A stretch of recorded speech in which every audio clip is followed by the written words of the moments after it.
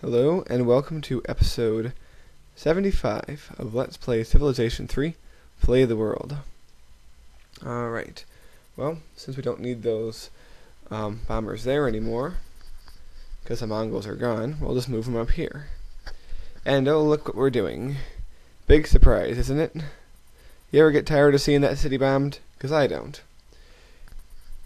Now, as I do this, I realize something I could have been doing all along. There's a button to the right that says automate bombing. What that means is every turn, instead of bombing that city manually, the city will be bombed automatically. You know, when there's that one time every turn that all the workers moves and all the units that you sent to move on previous turns move? Well, that's when the bombers will go automatically. It will save us some time. So, that's a good thing. Also, we are preparing for our land assault on Rete Catatorum, or however that's pronounced. Rete Contranorum? I don't know. Keep romanizing these names. Oh well, it doesn't matter. Anyway, we have a lot of new tanks, although not quite as many as we used to be, I have the feeling. With all the civil disobedience that's been going on, we're very much less productive than we once were. But that's okay. We can still win this war with our military might. Alright, now what I wanted to do with these guys was build a secondary road around here so that the Chinese stop blocking us off. Like I probably stated before, it's always good to have more than one road to places. So, whoops. Have these guys sent out to do that. And fortify these guys in here.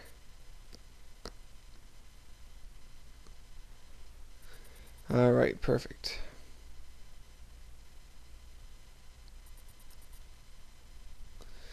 Alright, now the troops move automatically as I sent them to before.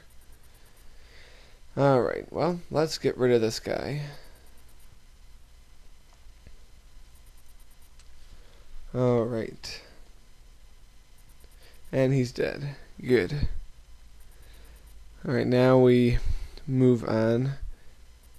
Move these guys up. I'd like to move them around, but the Chinese guy's in the way, so we'll just move these guys further in. Alright, now the Arabs want to talk to us. Let's see what they have to say today. Alright, it turns out they want us to make an alliance against the Germans. But no, we just made peace with the Germans. We don't want to fight them again. But we will see what else we can do. I was thinking of maybe trading a resource for tech. But those days are long gone. They measure the size of their puny empire against our large one, and they say that's not going to work. So, the best we can do is trade it for some gold. And we might have the same problem we had with the Mongols, in which we'll have to fight them later, and they have rubber that we gave them. But, for one, they're far away, and for two, we're much stronger than them. And they're using it to fight the Germans, so I'm okay with selling them some rubber. Alright, the Germans are complaining. What's new? Alright. And they're moving their troops in. Damn, they got that other Celtic, or that other Korean city. The Celts want to talk to us. They probably want to beg for mercy. But you know what? We're not even going to talk to them. We're not even going to dignify them with a response to their hails. We're just going to keep fighting and killing them. Because this is a blood feud that runs deep.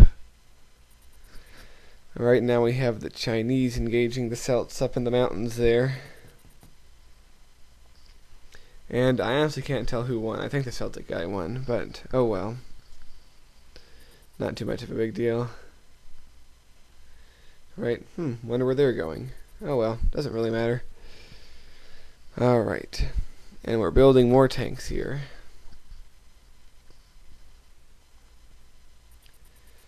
Okay. See a lot of starvation, especially in the cities that have been recently captured. So, we'll set the rest of these bombers to automate bomb Entremont. And hopefully do some good damage to them. And we will bomb Rete Contentium, whatever. I might raise that city, if only for the fact that I won't have to pronounce its name anymore. I'm just kidding, that's not really the reason, but it's funny.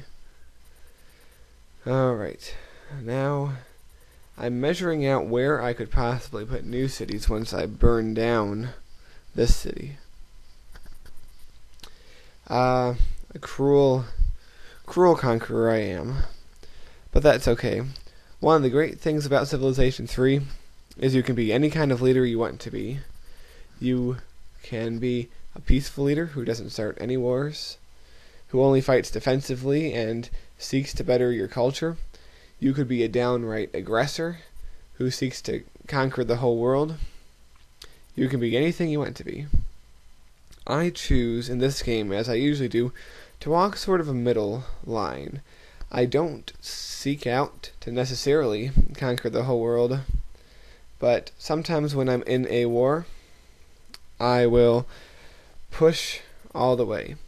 As you recall, only one war in this entire game was actually started by us, and that was a war against the Japanese, which started all the way back on video, I believe it was video 15 or 16. Every other war has been declared upon us, but that doesn't mean that we're not going to bring our forces down on them. You know, if you start it, you better be ready to finish it, and we're finishing it for them. And the Germans have fought us twice. They will get their comeuppance someday. Now, we're building more roads. See, the Celts bombed that piece of terrain there, so I went to repair it. It's more important than building a road there. Ah, these Mongol workers. One of the last legacies of the Mongol Empire is their workers in our empire slaving away to build our roads. Now, I don't want to attack this city on this turn. I want to wait until next turn. That way I think my forces will be much more prepared. So, for this time we'll just settle for moving everyone into place for the Great Assault, which, if successful, will give us our first port on the North Sea. And for one final act for this video, let's kill that guy. Alright. And he's dead. Well, that wraps it up for episode 75. Hope you enjoyed it, and I hope to see you again on episode 76. Thanks for watching.